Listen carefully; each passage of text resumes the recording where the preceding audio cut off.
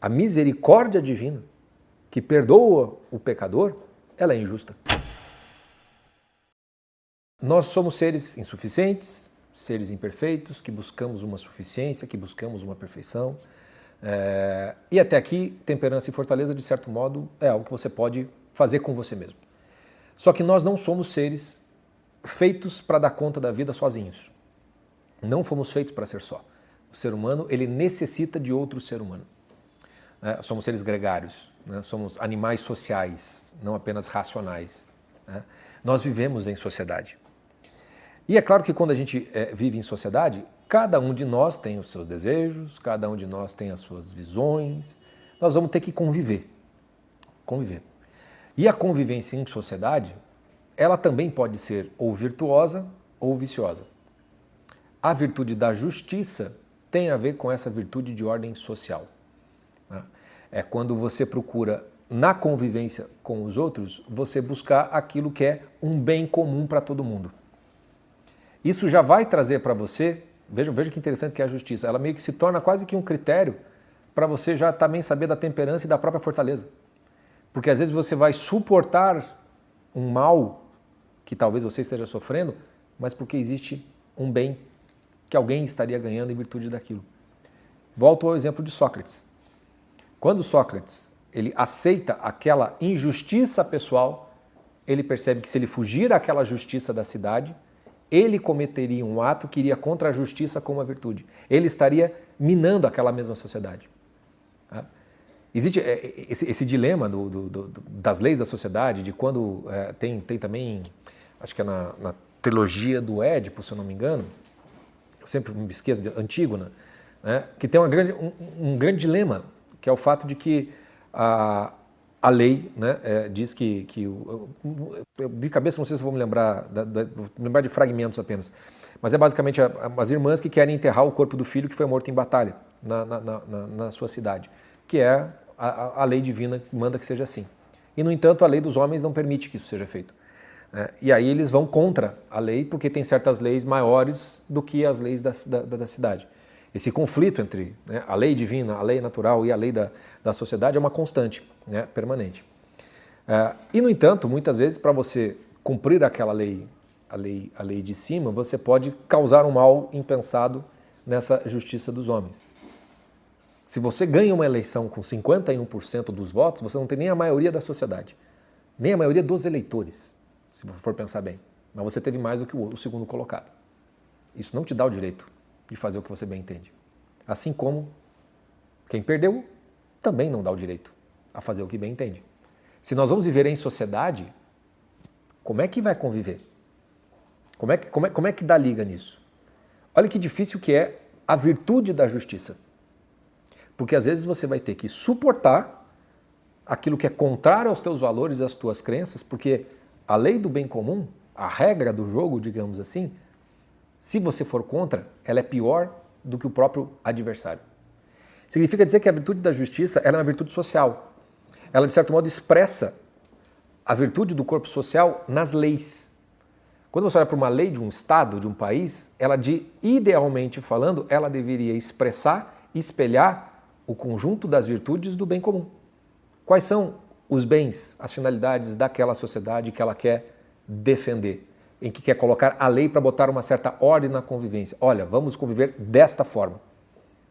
Vai ter N meios disso se formar. No nosso tempo, temos a tal da democracia, a gente elege representantes, eles discutem as leis, é aprovado, e tem valor de você tem que cumprir. Leis de trânsito, por exemplo. Imagine São Paulo, se não existisse lei de trânsito. Quanto tempo duraria? São Paulo. Não tivesse sinaleiro, não tivesse nada. Agora tem a indústria da multa, a palhaçada que fazem, um monte de coisa, não tem? Mas o que é pior? A presença da lei, ela bota algum tipo de ordem. Quando uma sociedade tem uma lei que ela é inexequível, ela naturalmente ela vai dissolver a justiça na sociedade. Uma das dificuldades do mundo brasileiro é justamente essa. Nós temos uma Constituição lá de 1988 que é um saco de Papai Noel onde se tentou tudo e mais um pouco está lá dentro. Tudo e mais um pouco está lá dentro. quanto daquilo é de fato possível e execuível pelo Estado brasileiro ou pela sociedade? Muito pouco. Isso é óbvio que é causa de uma série de problemas. Ainda assim, é a lei que dá a ordem geral do todo. Comecei a falar de justiça, parece que eu estou indo para um negócio completamente diferente de virtude. Porque a virtude da justiça, como ela visa o bem comum, você já percebe que de alguma maneira você já tem que ter não é uma virtude que se adquire quando você é criança.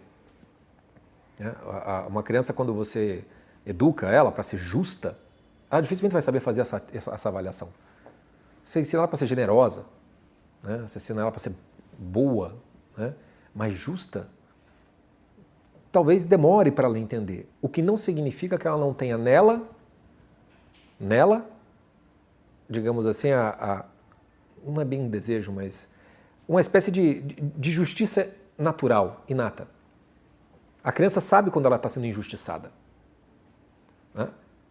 Quem tem irmão sabe perfeitamente bem quando o pai sempre prefere o outro mais. Não é justo que seja assim. Pelo menos na minha casa lá a gente ia, tudo era divididinho, 3, assim, não tinha conversa. Porque existe uma noção de justiça, de dar a cada um o que é seu, mas de modo igualitário, digamos assim, para cada um. Há algo no próprio ser humano que sofre com a injustiça, não que ele não saiba direito o que seja. A própria injustiça e a justiça. Há um desejo por justiça que nasce em cada um de nós. Essa virtude da justiça, para ser concretizada, ela tem que transcender a nós mesmos, vamos dizer assim. É um tipo de hábito que leva você a querer o bem do outro. Porque isso vai ser melhor para o bem comum. Às vezes você vai abrir mão de coisas para você. Não porque você quer ser temperado. Não porque tem a coisa fortaleza. Mas porque você quer o bem do outro.